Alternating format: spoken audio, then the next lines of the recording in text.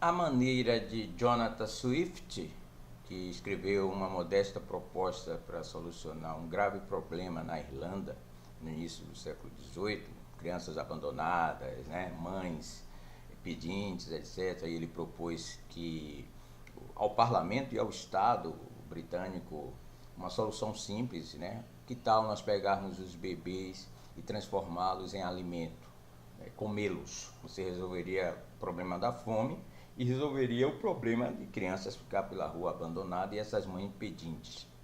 Era uma sátira.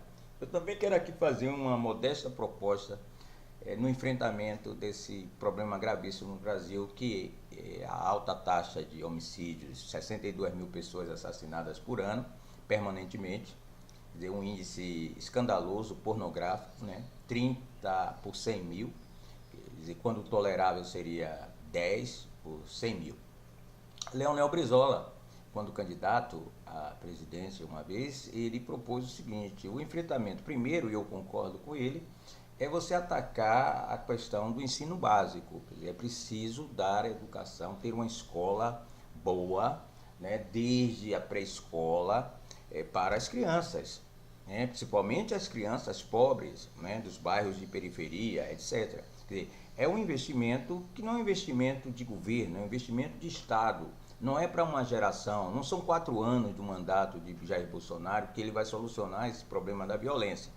Então o problema da violência tem que ser atacado primeiramente nessas raízes, ou seja, a questão da educação básica. O Ministério da Educação tem que se dedicar muito mais a isto. Não se investe pouco em educação no Brasil, em torno de 6% do PIB, quando países ricos investem muito menos. Na Europa não chega a 6%, é 5,1% do PIB da OCDE, e o Brasil investe muito, só que o dinheiro é perdido pelo caminho, não chega aos destinatários. Então é preciso ter uma política de Estado permanente, 30 anos, né, atacando essa questão. A outra linha de ataque que nós deveremos sugerir para resolver o problema da violência e conter esses altos índices escandalosos de violência diz respeito a você equipar melhor a inteligência policial, né, dar segurança aos policiais, porque mata-se muito policial no Brasil. Quer dizer, o policial no exercício da profissão não há, digamos, consideração. Quer dizer, o crime organizado, né, destrói vidas também de policiais, são muitos. Então você de fato precisa criar uma proteção, claro, investir em treinamento, investir em inteligência pública, né, para tentar fazer esse enfrentamento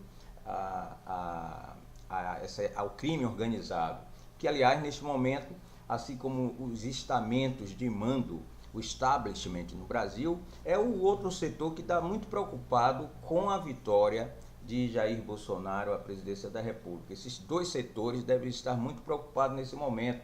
São os setores que dizem que estão com medo, por o que vai acontecer agora.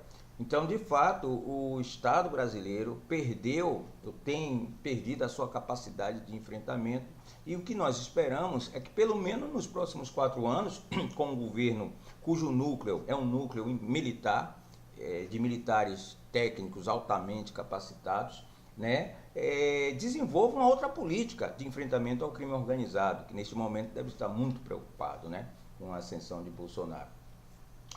A outra contribuição dentro dessa política de contenção da violência deve se dar no âmbito de nós rediscutirmos a política de assistência social, principalmente no que se refere à Bolsa Família.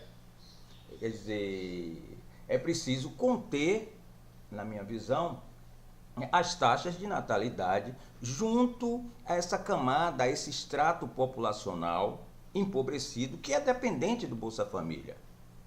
No Brasil, a taxa de natalidade tem diminuído, de fato, hoje está em 2,1%, essa é a taxa de crescimento de natalidade no país. Essa taxa é comparável à taxa de países ricos, né? Estados Unidos, até países, a taxa é até maior. Mas essa taxa de natalidade de 2,1%, ela é uma taxa, é uma estatística que esconde, né, alguns recortes. Essa é uma taxa geral que vale para todo o Brasil, Mas será que vale, por exemplo, para aqueles estratos sociais dependentes do Bolsa Família? Inclusive, pais irresponsáveis, pai e mãe, né? Que parem continuamente para ter acesso ao Bolsa Família, porque quanto mais filhos você tiver, você acrescenta recursos, né? Recebendo o Bolsa Família. Então, quando você circula nessas áreas empobrecidas, nas favelas, nos morros, o que você vê de criança, de adolescente parindo o tempo todo, vendendo rifa, né, passando rifa e grávidas. Então, essas taxas, elas escondem esses recortes, essa realidade das comunidades. Então, a política que eu sugiro deveria ser conter a taxa de natalidade junto ao extrato populacional dependente do Bolsa Família. Olha aqui, querido. Olha aqui, querida. Você vai manter o Bolsa Família na medida em que você não para mais, não tenha mais filhos. Entende? Nos próximos 25 anos. Quer dizer, e nós vamos cortando, quem já recebeu benefício não mais receberá benefício. Entendeu? E nós vamos cortando, né, o número de, entre aspas, beneficiários dessa política de Bolsa Família. A esquerda, os partidos socialistas, quando chegaram ao poder, por exemplo, a China é o exemplo mais claro disso, foi que fizeram, né, política de contenção da natalidade. O país é pobre, não pode crescer, você precisa conter essa natalidade. Então, o Mao Tse Tung, ao chegar ao poder, em 1949, estabeleceu já a política de contenção da natalidade. Olha aqui, você só pode ter 2 filhos. Se tiver mais de 2 filhos, você vai preso, hein? A criança o Estado toma a si a criança, ou você cuide de matar. Quer dizer, evidentemente que se você estabelecer uma política desse tipo aqui no Brasil, você precisa também discutir a liberação do aborto, né? Da política de aborto, correto? Mas a ideia é, lá na China, eles radicalizaram na década de 1970, né? Depois da Revolução Cultural. A política foi ainda mais dura, ou seja, a política de 1 filho por casal. Se tiver mais de 1, toma um filho e você vai pagar multa. Você vai pagar multa, você vai perder o Bolsa Família, e você vai pagar multa por isso. Isso é aplicável para os dependentes do Bolsa Família. É isso que estou a dizer. Então, essas 3 medidas, se tomadas, ou pelo menos se discutidas entre nós e levadas a sério, deve ser uma medida da sociedade, deve ser